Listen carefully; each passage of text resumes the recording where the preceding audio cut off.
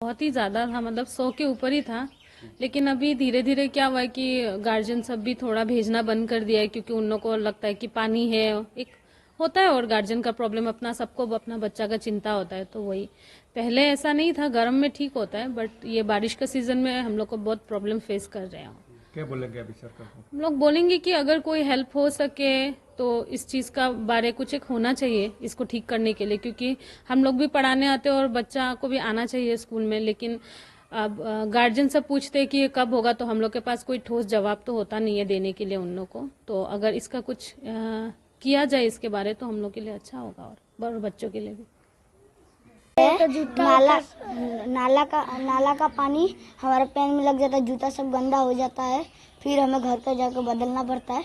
School आता है, कहीं हम लोग पानी में गिर जाता है, पानी फिर कपड़ा वो हो जाता है, फिर घर का कपड़ा पहन के आना पड़ता है। कितना दिन से हो रहा है ये जब से नाला बनाया है तब से ऐसा ही हो रहा है।